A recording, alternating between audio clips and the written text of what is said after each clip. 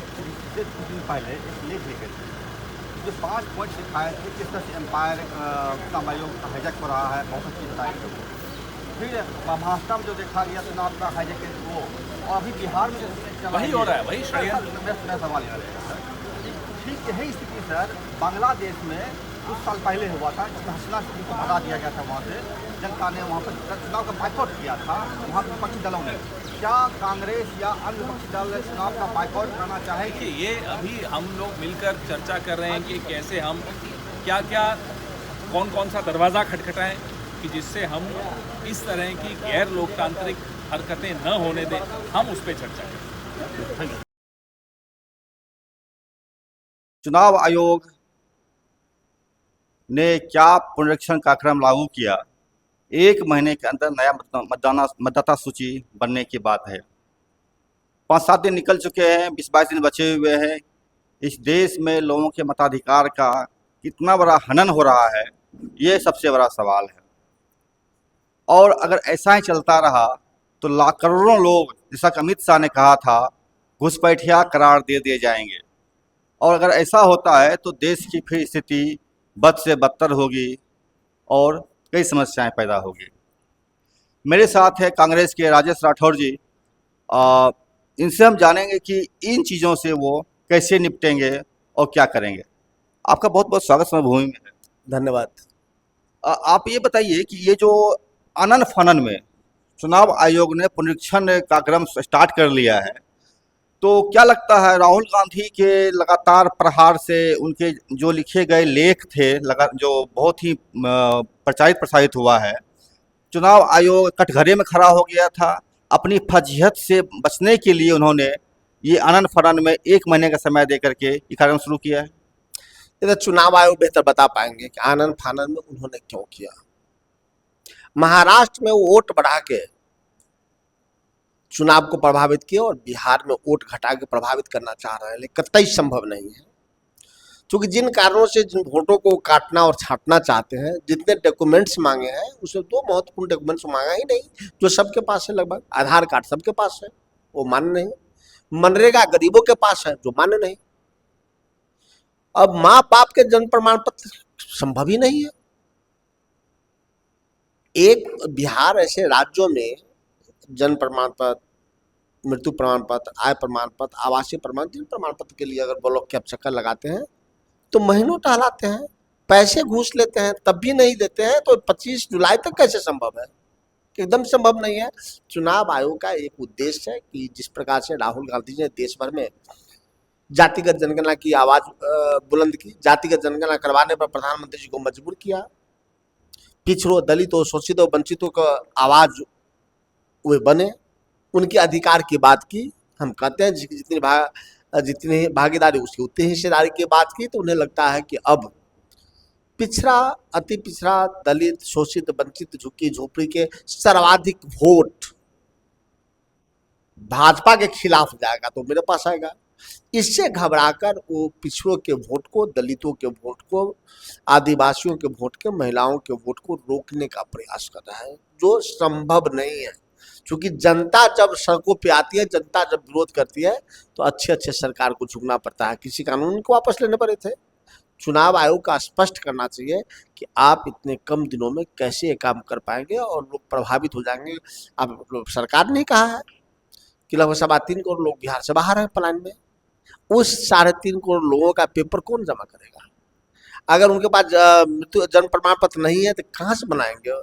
कोई वृद्ध अपने पिता के साथ, बेटा के साथ बाहर रह रहा है, वो कहाँ से उतने डॉक्यूमेंट्स ला पाएंगे? इसलिए समय, टाइम फैक्टर है, उस पर मेरा सवाल है। और जो लंबा समय होता तो धीरे धीरे वो भी हो जाता। लेकिन मुझे लगता है एक खास वर्ग यानी कि दलितों, पिछड़ों, शोषितों, वंचितों को चुनाव से में ही न केवल वंचित रखे, सरकारी सुविधाओं से भी वंचित करने के लिए इस प्रकार के प्रयास भारतीय जनता पार्टी के कहने पर और करने पर चुनाव आयोग कर रही है।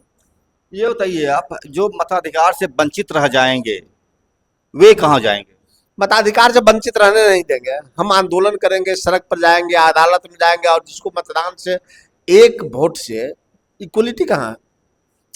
एक मतदान ही ऐसा है जो प्रधानमंत्री से लेकर गरीब तक, राजा से लेकर रंग तक सबको एक ही वोट का अधिकार है। वो एक वोट न केवल वार्ड मेंबर, मुखिया, सरपंच, विधायक बनाता है, वह एक वोट भारत के लोकतंत्र को मजबूत करता है। वो एक वोट से मुख्यमंत्री बनता है और एक वोट से प्रधानमंत्री बनता है। तब उस भारत की जनता के वोट लूटने नहीं देंगे नरेंद्र मोदी को। नोटबंदी जो करना चाह रहे हैं, नोटबंदी की तरह वोटबंदी जो करना चाह रहा है, वोटबंदी भारत कभी स्वीकार नहीं करेगा। तो क्या आपके पास कोई अल्टरनेट प्रोग्राम है इसके लिए, कुछ क्या करेंगे आप? सारा प्लान बन रहा है। अभी ही कुछ देर अभी अभी दिल्ली में हमारे तमाम नेता मुख्य चुनाव आयोग के कार्यालय में है, उनसे बात कर रहे हैं। हम आगे लड़ेंगे, पूरी लड़ाई लड़ेंगे, सरकार की तानाशाही को खत्म करेंगे, चुनाव आयोग की मनमानी नहीं करने देंगे। 6 साल पहले अमित शाह ने संसद में ताल ठोक के बोला, छाती ठोक के बोला था कि हम एनआरसी लागू करवाएंगे पूरे देश में। क्या ये एनआरसी की शुरुआत है? एक गरीब, दलित, शोषित, वंचित, पिछड़ा, आदिवासी वोटर को रोकने का प्रयास है। पिछड़े वोट को, दलितों के वोट को, आदिवासियों के वोट को रोकने का प्रयास है, जो रुकेगा नहीं। नमस्कार साथियों, अभी सबसे पहले डॉक्टर अभिषेक मनु सिंघवी जी आपसे हिंदी और इंग्लिश में मुखातिब होंगे।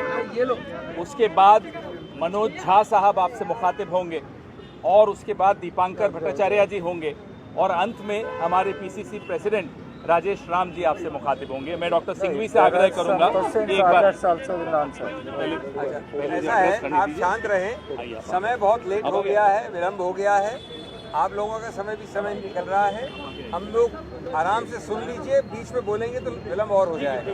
मैं हिंदी में बोलूँगा पहले, फिर अंग्रेजी में बोलूँगा, उसके बाद हमारे बाकी मित्र बोलेंगे और फिर बाद में देखेंगे क्या करते हैं। तैयार, रेडी है? तैयार, शुरू करें। हाँ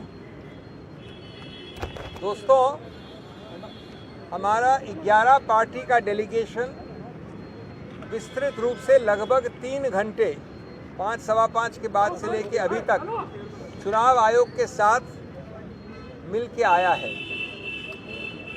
लगभग 20 लोग साथ गए थे 11 पार्टियों से। पहले जो मुख्य मुद्दा था, उस मुद्दे को पहुंचने से पहले एक उससे संबंधित मुद्दे के बारे में आपको बताना चाहता हूं, जो दुर्भाग्यपूर्ण है लेकिन वो उठा था, हमने उस पर भी पक्ष रखा। वो ये है कि पहली बार हमारे को कुछ नियम बताए गए अंदर जाने के लिए। पहली बार कहा गया कि सिर्फ जो पार्टियां हैं उनके अध्यक्ष या उनके हेड जा सकते हैं।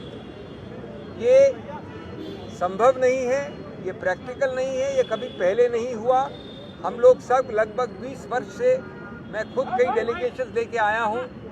ऐसा प्रतिबंध लगाना मतलब ये होगा कि जो वार्तालाप आवश्यक है गणतंत्र में, राजनीतिक पार्टियों और उनके रिप्रेजेंटेटिव्स और चुनाव आयोग के बीच वो हो ही नहीं सकता। दूसरा, हम लोग सब सूची देकर, नाम देकर जाते हैं। कोई ऐसा व्यक्ति जो किसी रूप से अधिकार क्षेत्र नहीं रखता है जाने का, वो नहीं जाता है अंदर। इसलिए इस प्रकार से बाध्य करना कि हर पार्टी का सिर्फ 2 व्यक्ति अलाउ होगा। आज आप देखें, बड़ा दुर्भाग्य है कि 11 पार्टी हैं, तो अगर 2 लोगों का नियम भी देखा जाए तो 22 लोग अंदर जाने चाहिए। हम लोग 18 थे, फिर भी हमारे सब काबिल मित्र, हमारे वरिष्ठ नेता 3-4 लोग 3 घंटे से बाहर बैठे हैं, क्योंकि कांग्रेस पार्टी के जयराम रमेश, पवन खेड़ा और लोग भी बाहर थे, अखिलेश जी बाहर थे, क्योंकि कहा कि यद्यपि 22 से कम है सामूहिक नंबर, तो भी 2 से ज़्यादा प्रति पार्टी नहीं रहेगी। हमने इस दोनों मुद्दों के बारे में बड़े स्पष्ट रूप से चुनाव आयोग को कंप्लेन किया है और कहा है कि ये सही नहीं है, इससे हम बाध्य नहीं होने चाहिए और आप गणतंत्र में डाइल्यूशन कर रहे हैं अगर ये वार्तालाप में आप इस प्रकार के प्रतिबंध और रोकथाम लगाएंगे।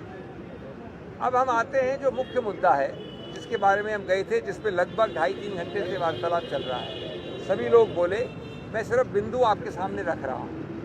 पहला बिंदु जो हमने रखा वो ये था कि 2003 से आज 22 साल निकल गए हैं, कम से कम 4-5 चुनाव बिहार में हो चुके हैं। क्या वो सब चुनाव गलत थे? क्या वो सब चुनाव नियम के अनुसार नहीं थे। दूसरा मुद्दा, अगर आपको ये SIR रिवीजन, इंटेंसिव रिवीजन करना था तो ये अचानक लगभग जून के अंत में घोषणा कैसे की? पहली बार ये निर्णय कैसे और क्यों लिया? मान भी लिया जाए कि SIR की आवश्यकता है तो उसको जनवरी, इस चुनाव के बाद, दिसंबर जनवरी के बाद इत्मीनान से, व्यापक रूप से, बहुत ध्यान से किया जा सकता था। आज आपने लगभग 1 महीना जुलाई दिया है इस बड़े भारी भरकम काम के लिए। 7.25 करोड़ इलेक्टर्स के विषय में 1 महीने का एन्यूमरेशन है। उसके बाद जो भी कुछ चीज़ें करनी है, चुनौतियां देनी है, ठीक ठाक करना है, उसके लिए 2-3 महीने और हैं। जब 2003 में आपने किया था तो उसके 1 वर्ष बाद राष्ट्रीय चुनाव था, 1 वर्ष 12 महीने बाद। जब 2003 में आपने किया था तो उसके 2 वर्ष बाद असेंबली का चुनाव था। इस बार आपके पास मात्र महीना, 1.5 महीना है। ये इतने बड़े काम के लिए सही नहीं है। नंबर 3, जो आप दस्तावेज मांग रहे हैं, पिछले 1 दशक से हर चीज़ के लिए आप आधार मांगते हैं, हर चीज़ के लिए आप राशन कार्ड या आधार का कॉम्बिनेशन देखते हैं। आज पहली बार आप ये कह रहे हैं कि आपका जो चुनाव में इलेक्टोरल रोल में नाम है वो नहीं माना जाएगा अगर आपके पास बर्थ सर्टिफिकेट नहीं होगा, और एक कैटेगरी, एक श्रेणी में वो जन्म का दस्तावेज आपके पिताश्री और माताश्री का भी होना चाहिए अगर आप 1987 से 2012 के बीच में पढ़ते हैं। तो हमने कहा कि कितने लाखों करोड़ों लोग हैं बिहार में, अल्पसंख्यक, गरीब, जो लोग लेबर करने बाहर जाते हैं, जो बाढ़ से पीड़ित हैं, जो पिछड़े वर्ग हैं, वो क्या अगले 2 महीने 3 महीने तक भाग दौड़ करते रहेंगे ऐसे दस्तावेज लेने के लिए? और इस दस्तावेज के बिना जो लोग दशकों से, 2003 के बाद से या 2005-7 के बाद से लिस्ट में हैं, वो अपने नाम को वंचित पाएंगे। ये एक हनन है लेवल प्लेइंग फील्ड का। लेवल प्लेइंग फील्ड चुनाव का आधार है, चुनाव गणतंत्र का आधार है, और गणतंत्र मूल ढांचे का आधार माना गया है। यानी उसमें थोड़ा भी आघात होता है तो बेसिक स्ट्रक्चर, मूल ढांचा जो है संविधान का, उस पर आघात माना जाता है। इन सब के ऊपर विचार करना, समय निकालना, कंसल्टेशन करना, लोगों से बातचीत करना, जो बहुत ज़्यादा व्यापक होनी चाहिए, आवश्यक थी। हमने ये भी बताया कि ये निर्णय आपने कब लिया, कैसे लिया। जनवरी तक ये निर्णय नहीं था। आपने प्रकाशित किया एक SSR एक अलग चीज़ होती है जो समरी रिवीजन होता है, वो अक्टूबर 2024 से चल रहा है। 2025 जनवरी में आपने SIR जो अब कर रहे हैं उसकी घोषणा नहीं की। आपने वक्तव्य, घोषणाएं की औपचारिक रूप से चुनाव आयोग की हैसियत से अप्रैल 2025 में, मई 2025 में, जून के बीच में कई विषयों में, शिक्षा के विषय में, कैसे पार्टियों को इन्वॉल्व करना, कैसे BLOs को ट्रेनिंग करना, कहीं आपने नाम नहीं लिया SIR का, कहीं नाम नहीं लिया SIR का। तो ये अचानक कब निर्णय लिया जून के अंत में कि हम महीने, 1.5 महीने, 2 महीने में पूरा SIR कर डालेंगे? 8 करोड़, जो बिहार देश का दूसरा सबसे बड़ा प्रदेश है इस विषय में, उत्तर प्रदेश के बाद।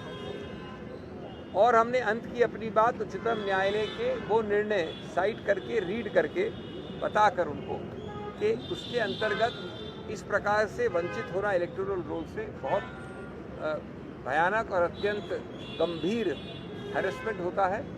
और उच्चतम न्यायालय ने 1995 और कई अन्य निर्णयों में कहा है कि ये नहीं होने देना चाहिए चुनाव आयोग के विषय में। Manoj and mister Dipankar, late mister Manoj Jha. शुक्रिया साथियों, बड़े विस्तार से, थोड़ा सा आगे आइए, थोड़ा साइड। बड़े विस्तार से हमारे सीनियर लीडर अभिषेक जी ने बात रख दी है। सिर्फ इतना कहना चाहता हूं, इस मीटिंग को मैं सौहार्दपूर्ण कतई नहीं कह सकता। मेरे पास कोई कारण नहीं है। हम सब ने बिहार की चिंता रखी, गरीब गुरबे दलित पिछड़े अल्पसंख्यक मुसलमानों की चिंता रखी, लेकिन उस चिंता से जो चिंतन की व्युत्पत्ति होनी चाहिए थी उसका अभाव देखा हमने। मैंने कहा कि सौहार्दपूर्ण मैं कतई नहीं कहूंगा। हमने उनको सौंप दिया नेता प्रतिपक्ष तेजस्वी जी का पत्र, जिसमें बिंदुवार कि कैसे ये लोगों को बेदखल करने की साजिश है, निकालने की साजिश है। और मैं आपके समक्ष एक बहुत बात कहता हूं, बातचीत के क्रम में चुनाव आयोग की तरफ से 20% जो पलायन करके बिहार के वासी बाहर रहते हैं, निशाने पे वो भी थे बेदखल करने में। उनमें से कई आप लोग भी होंगे। अगर किसी एक्सरसाइज का पर्पस इंक्लूजन के बदले एक्सक्लूजन हो जाए तो हम क्या ही कहें। हमने अपनी तमाम चिंताएं रखी मौसम को लेकर के। पहला सवाल जिसका जवाब नहीं है उनके पास कि जो चीज 22 बरस नहीं हुई उसको फिर से करने का रैशनल बताइए। कुछ नहीं, कोई जवाब नहीं। आपके कर्मचारी इक्विप्ड हैं, कोई जवाब नहीं। अगर दिक्कत आएगी 1 महीने के अंदर क्या होगा। एलिजिबिलिटी को मार्क करने के जो आपके तरीके हैं वो अधिकांश लोगों के पास वो 11 दस्तावेज नहीं है। हम उनकी बात कर रहे हैं जिनके पास एक अलग से सूटकेस नहीं होता है दस्तावेज रखने का। जो गरीब गुरबा मौसम भी झेल रहा है, एक तरफ सुखाड़ एक तरफ बाढ़, और इसी प्रक्रिया में 1 महीने के अंदर सब होना है।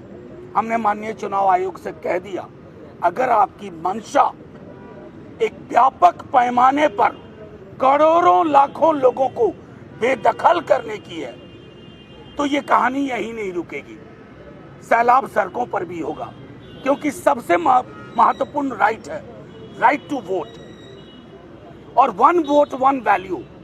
चाहे उद्योगपति हो या भूमिहीन किसान हो, अगर आप उसके साथ छेड़छाड़ कर रहे हैं, किसी के इशारे किसी के इरादे, तो उसको खारिज करेंगे। नेता प्रतिपक्ष ने बिहार में भी कहा, चिट्ठी भी भेजी है। हमने एक एक दस्तावेज अपनी चिंताएं अलग अलग साथियों ने जो न्यूज़पेपर्स में लिखा उनको सौंप दिया है। उम्मीद है कि माननीय चुनाव आयोग दीवार पे लिखी इबारत पढ़ेगा कि यह हिंदुस्तान के इतिहास में बेदखल करने की जो साजिश है लाखों लोगों को बिहार में, ये बिहार की अस्मिता का भी सवाल है। डाउटफुल वोटर ढूंढने निकले हो, कहां से? बिहार में। ये आपकी मंशा को दिखाता है। बाकी सारी बातें हमारे साथियों ने कही। दीपांकर जी, हम चुनाव आयोग को अपनी आपत्ति, आशंका और चिंताओं से अवगत कराने के लिए आए थे, और बिहार के लोगों को पता है कि इतना बड़ा डेलीगेशन आज चुनाव आयोग से मिलने गया है। इसलिए सबसे पहले आपके माध्यम से बिहार के मतदाताओं को मैं बता देना चाहूँगा कि चुनाव आयोग से मिलने के बाद, लंबी बातचीत के बाद, हमारी आशंका और बढ़ गई है, हमारी चिंताएं और बढ़ गई है, क्योंकि हमारे किसी भी सवाल का कोई सेटिस्फैक्टरी रिप्लाई हमें चुनाव आयोग से बिल्कुल नहीं मिला। जो मनोज जी ने अभी बताया कि चुनाव आयोग ने आंकड़ा दिया कि 20% लोग बिहार से बाहर माइग्रेट करते हैं, और चुनाव आयोग ने अब ये कहा कि चुनाव में वोट डालने के लिए आपको ऑर्डिनरीली रेसिडेंट होना पड़ेगा। इसका मतलब वो जो पलायन करके कमाने के लिए बाहर आने के लिए मजबूर हैं और वोट डालने के लिए चुनाव में जाते थे, बिहार में जाकर के वोट डालते थे, चुनाव आयोग की नज़र में वो बिहार के ऑर्डिनरीली रेसिडेंट नहीं है, और इसीलिए वोटर लिस्ट में नाम उनका नहीं रहना चाहिए। ये करीब साफ चुनाव आयोग ने बताया, ये 20% का एक आंकड़ा दिया। हमने कहा कि बिहार के इतने सारे गरीब, उनके पास ये सर्टिफिकेट नहीं होगा, ये मैट्रिक का सर्टिफिकेट, ये ज़मीन का सर्टिफिकेट, आवासीय प्रमाण पत्र, कास्ट सर्टिफिकेट, ये कुछ भी नहीं होगा। जो उनके पास हो सकता था वो है आधार कार्ड, वो उनके पास है उनका राशन कार्ड, उनके पास है जॉब कार्ड, उनके पास हो सकता है कुछ नौजवानों के पास ड्राइविंग लाइसेंस, लेकिन आप उनको मान्यता नहीं दे रहे हैं। तो इनके जो 2003 के बाद वाले जिनकी नागरिकता इनके नज़र में संदिग्ध है, ये साफ उन्होंने कहा कि 2003 के वोटर लिस्ट में जिनका नाम है, they will be presumed to be citizens of India. और 2003 के बाद जितने नाम चढ़ेंगे वो उनको नागरिकता साबित करनी पड़ेगी चुनाव आयोग को। जितने हमारे नौजवान मतदाता हैं आज के दौर में, छात्र नौजवान जो रोजगार को लेकर सड़क में आते हैं, सवाल उठाते हैं, जो अग्निवीर के खिलाफ प्रदर्शन करते हैं, रोजगार के सवाल पर, पलायन के खिलाफ, आज उनकी नागरिकता चुनाव आयोग के नज़र में संदिग्ध है और साबित करने की आवश्यकता है। और इसीलिए उन तमाम लोगों को ये SIR के बहाने इसको एक सिटीजनशिप टेस्ट में धकेल दिया गया। हमने चुनाव आयोग से साफ साफ कहा कि भी आपके घोषणा से बिहार के लोगों को नोटबंदी याद आ गई और बिहार के लोग पॉपुलरली इस SIR को स्पेशल इंटेंसिव रिवीजन, बड़ा लंबा चौड़ा नाम है, उसका बहुत छोटा सा नाम लोगों ने दिया है, ये वोटबंदी है। ये वोटबंदी है बिहार के लोगों के लिए, गरीबों के लिए, खासतौर पर प्रवासी मजदूरों के लिए, उन तमाम लोगों के लिए जिनके पास वो कागजात नहीं होते हैं, जिन कागजात के आधार पर अब चुनाव आयोग एलिजिबिलिटी तय करना चाहता है। इसलिए हम आपसे कहने के लिए बाध्य हैं कि हमारी चिंताएं और बढ़ गई हैं। अब मोदी जी ने जैसे कहा था कि 1 साल के बाद कृषि कानून को वापस लेते हुए कि हमारी तपस्या में कोई कमी रह गई थी, हम किसानों को समझा नहीं पाए, तो हमें मोदी जी को ही एक तरह से कह देंगे कि भाई हमारी तपस्या में शायद कोई कमी है, बिहार के लोगों की तपस्या में कमी है कि चुनाव आयोग को हम लोग छोटी सी बात समझा नहीं पाए कि 1 महीने में, जुलाई महीने के अंदर, बरसात के महीने में 8 करोड़ मतदाताओं के पास आप बिल्कुल नहीं पहुंच सकते हैं। वो प्रवासी मजदूर जिनको आप कह रहे हैं कि उनको ऑर्डिनरी रेसिडेंट दिखाना होगा, वो नहीं दिखा सकते हैं। और इसका सीधा मतलब होगा लाखों करोड़ों की तादाद में लोग वोटर लिस्ट से बाहर हो जाएंगे और वोटर लिस्ट से लोग बाहर हो जाएंगे तो उनका पूरा इस लोकतंत्र में पूरा वजूद खत्म हो जाएगा। ये बात हम चुनाव आयोग को समझा नहीं पाए, लेकिन आप चुनाव आयोग पर हैं, चुनाव आयोग क्या सोचता है आने वाले दिन में। लेकिन बिहार के मतदाताओं को हम साफ साफ बता देना चाहते हैं कि आपके वोट डालने का अधिकार, जो सबसे बुनियादी अधिकार है लोकतंत्र में, वो आज खतरे में है। आपका वोट, आपके वोट डालने का अधिकार खतरे में है। इससे बड़ा संविधान और लोकतंत्र पर हमला आज तक हमने न कभी सोचा था, न कभी हमने देखा है, जो आज हमारे सामने आ गया है। तो बिहार के लोग जरूर इस पर गौर करेंगे और बिहार ने जो कहा है कि हमें ये वोटबंदी मंजूर नहीं है और मताधिकार और लोकतंत्र की रक्षा हम हर कीमत पर करेंगे, तो बिल्कुल एक बड़े आंदोलन की जरूरत है। ये चुनाव आयोग से मिलने के बाद हमें और ज्यादा इस मामले में भरोसा हो गया कि आंदोलन के बगैर ये बात आगे बनेगी नहीं। सम्मानित सभी लोग, जैसा कि आप जानते हैं कि बिहार में आगामी जो है बिहार विधानसभा का चुनाव, और ये चुनाव के परिप्रेक्ष्य में, चुनाव के बीच में जिस तरह से इलेक्शन कमीशन ने जो है मात्र 25 दिन के तुगलकी फरमान जारी करके बिहार के लोगों के साथ वोट देने के लिए वंचित करने का काम किया है, उसके लिए हम लोग बिहार से और हमारे सभी नेतागण इंडिया गठबंधन के अवगत कराने के लिए आए हैं। लेकिन यहाँ देख करके काफ़ी आश्चर्य हुआ और देख करके ये आश्चर्य हो रहा था कि अंदर हमारी बातों को, डेलीगेशन को सुनने के लिए भी नहीं तैयार था। हम लोग आधा घंटा 45 मिनट डेलीगेशन अंदर जाने के लिए हम संघर्ष करते रहे। तो इसलिए उसी समय मुझे ये जो है महसूस हो रहा था कि शायद अंदर जा कर के हम बिहार के मतदाताओं के लिए जो बाबा साहेब भीमराव अंबेडकर जी के जो दिए हुए संविधान में अधिकार है, जो हर व्यक्ति को एक वोट देना है, उनके अधिकार छीने जाएंगे। जिस तरह से इलेक्शन कमीशन का जो रवैया है, केवल वो अपनी बातें समझा रहे थे कि जो है इसको फॉर्म कैसे भरना है, कितना दिन में प्रक्रिया पूरा करना है। लेकिन जब हमने कहा कि अभी जो है 18 जून को मानसून ब्रेक करने के बाद बिहार के दिहाड़ी मजदूर के सुखाड़ वाले एरिया, चूँकि वहाँ बिहार जो है 2 परिक्षेत्र में वहाँ बटा हुआ है प्राकृतिक रूप से, पहला उत्तरी बिहार और दक्षिणी बिहार। दक्षिणी बिहार में जो है ये प्रकृति पर जो है निर्भर कृषि होती है। वहाँ के लोग पंजाब, हरियाणा और अदर स्टेट में मानसूनी सत्र में आ करके वो अपना बुआई करने आते हैं। तो आप 25 दिन में आज से जोड़े तो मात्र 20 दिन होता है, और उस 20 दिन में वो दिहाड़ी करने वाले लोग के घर पर जब आपके BLA जाएंगे और जो आपके कर्मचारी जाएंगे वो नहीं मिलेंगे, तो उनके लिए आपके पास क्या व्यवस्था? पहली तो मैंने ये कहा।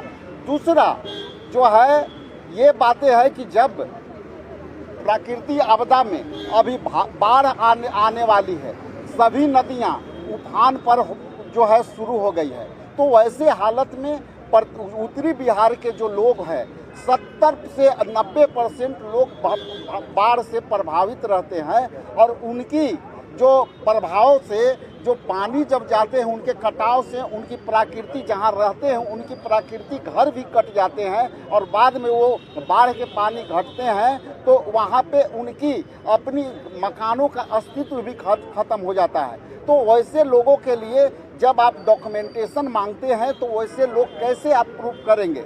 ज़मीन के डॉक्यूमेंटेशन मांगते हैं तो आप जो है कहीं ना कहीं इस पर आपको जो है उनको एग्जम्पशन करना चाहिए, लेकिन इलेक्शन कमीशन द्वारा किसी भी पॉजिटिव सवाल के जवाब नहीं मिले।